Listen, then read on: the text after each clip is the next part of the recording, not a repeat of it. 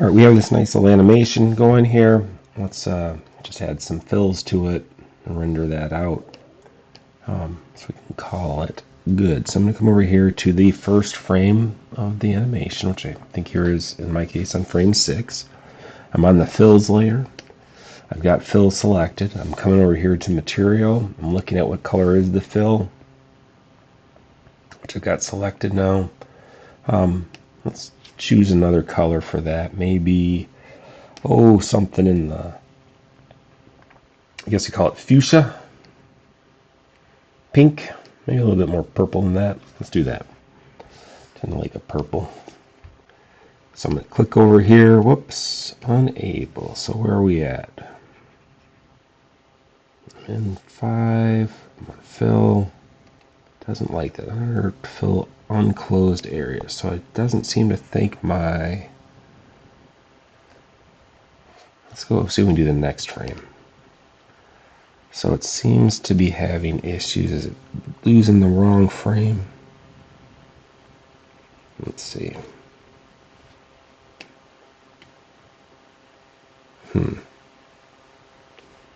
Guess it would help if we turn the layer so it's visible.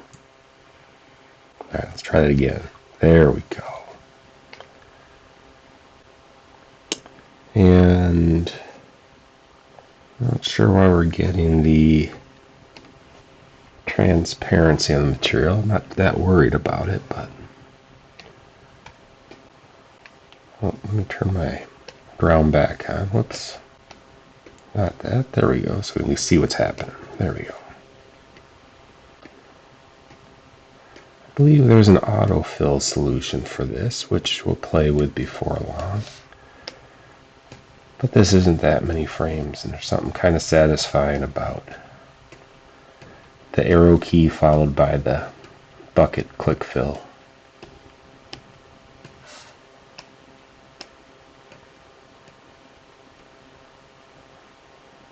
I think that gets us there. Alright, so let's see how we're doing.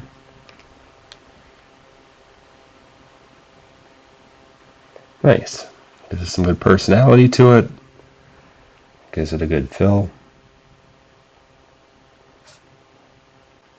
So then let's look at real quick how we would just go through and render that. Let's come here to output. We can change the size of it. For instance, we might, in this case, since it's pretty big, I might take it down 50%. We could squish it, but I think that would mess it up. I'm good with the frame rate, doing the good with the 50 frames. I have to put it someplace where I can find it. This is my folder I'm working in right now, and this is going to be called cliffbounce01. Try that again. There we go. We'll say accept that. That's got the right location. So we set the path. I'm looking at the media type, which right now is image. I don't want a bunch of images. I would rather that be a video for this. If I was converting it, then I would want doing other things with it, I probably would want it to be images, but we're not doing that here. We've got the video. Let's look at the encoding. I don't want the Matroska. I'd like that to be an MP4 set to H.264. Then if I come up here to render animation, it will quick pop that up. It's all rendered. I'll go ahead and close my render animation. I'm going to go ahead and do a save as here. I love that plus button and just do an increment. And then let's see if we can find that video that I just rendered. It would be right.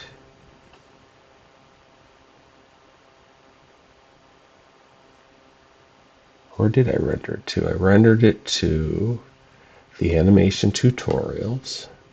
Sorry, you can't even see what I'm looking at right now. Apologies. All right, here I've got it. Here's the animation. Let me bring that over on screen. And there we go.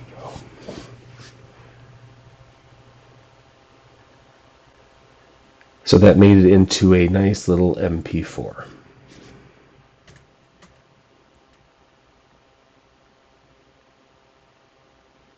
All right, good stuff.